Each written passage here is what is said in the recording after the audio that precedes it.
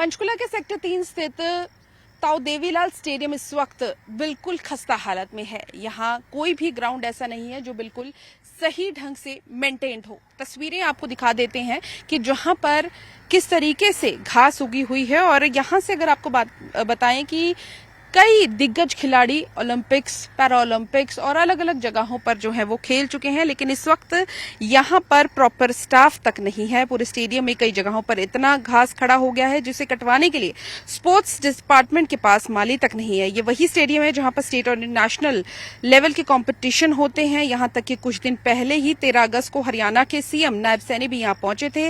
इसी स्टेडियम से सीएम ने 3400 करोड़ रुपए की लागत के कुल 600 प्रोजेक्ट्स का उद्घाटन किया और शिलान्यास भी किया।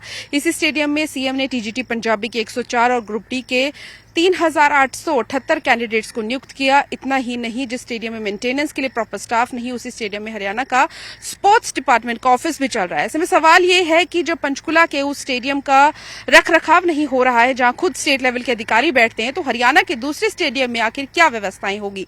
ताऊ देवीलाल स्टेडियम की मेंटेनेंस का जिम्मा पहले एचएसबीबी के पास था। उस वक्त एचएसबीबी की ओर से यहां पर काफी ज्यादा समय में ग्रीनरी मेंटेन करने के लिए मानी तैनात किए गए थे। इसके बाद स्पोर्ट्स डिपार्टमेंट ने स्टेडियम टेक ओवर कर लिया था। तब से ये स्टेडियम की मेंटेनेंस का काम एचएसबीबी की बजाय स्पोर्ट्स डिपार्टमेंट की जिम्मेदारी है।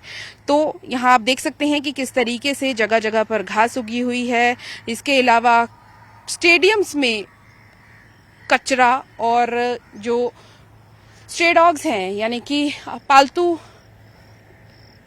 यानी कि जो आवारा कुत्ते हैं, वो भी आराम से घूम रहे हैं। यहाँ मेंटेनेंस नहीं है और लंबे समय से अगर बात करें तो ये समस्या देखने को मिल रही है। हालांकि स्टेडियम में लगातार अगर बात करें तो यहाँ पर ट्राई सिटी के अलावा कई जगहों से जो है खिलाड़ी आते हैं खेलने के लिए, लेकिन यहाँ पर वो व्यवस्था नजर नहीं आती जो कि अमूमन आनी चाहिए।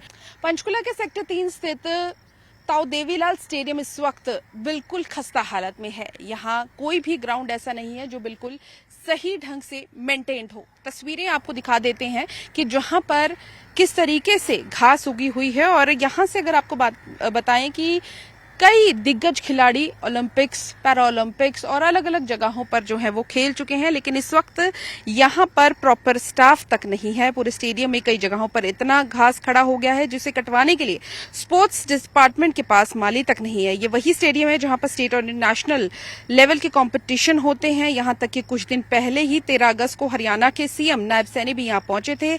इसी स्टेडियम से सीएम ने 3400 करोड़ रुपए की लागत के कुल 600 प्रोजेक्ट्स का उद्घाटन किया और शिलान्यास भी किया। इसी स्टेडियम में सीएम ने टीजीटी पंजाबी के 104 और ग्रुप डी के 3878 कैंडिडेट्स को नियुक्त किया। इतना ही नहीं, जिस स्टेडियम में मेंटेनेंस के लिए प्रॉपर स्टाफ नहीं, उसी स्टेडियम में हरियाणा का स्पोर्ट्स डिपार्टमेंट का ऑफिस भी चल रहा है। ऐसे में सवाल ये है कि जब पंचकुला के उस स्टेडियम का रखरखाव नहीं हो रहा है, जहां खुद स्टेट लेवल के अधिकारी बैठते हैं, तो हरियाणा के दूसरे स्टेडियम में आखिर क्या व्यवस्थाएं होगी। ताऊ देवीलाल स्टेडियम की मेंटेनेंस का जिम्मा पहले एचएसबीबी के पास था। उस वक्त एचएसबीबी की ओर से यहाँ पर काफी ज्यादा समय में ग्रीनरी मेंटेन करने के लिए मानी तैनात किए गए थे। इसके बाद स्पोर्ट्स डिपार्टमेंट ने स्टेडियम टेक ओवर कर लिया था। तब से ये स्टेडियम की मेंटेनेंस का काम एचएसबीबी की बजाय स्पोर्ट्स डिपार्टमेंट की जिम्मेदारी है। तो यहाँ आप देख सकते हैं कि किस तरीके से जगह जगह पर घास उगी हुई है।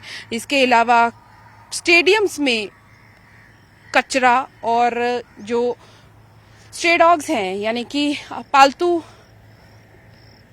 यानी कि जो आवारा कुत्ते हैं, वो भी आराम से घूम रहे हैं। यहाँ मेंटेनेंस नहीं है और लंबे समय से अगर बात करें तो ये समस्या देखने को मिल रही है। हालांकि स्टेडियम में लगातार अगर बात करें तो यहाँ पर ट्राई सिटी के अलावा कई जगहों से जो है खिलाड़ी आते हैं खेलने के लिए, लेकिन यहाँ पर वो व्यवस्था नजर नहीं आती जो कि अमूमन आनी चाहिए।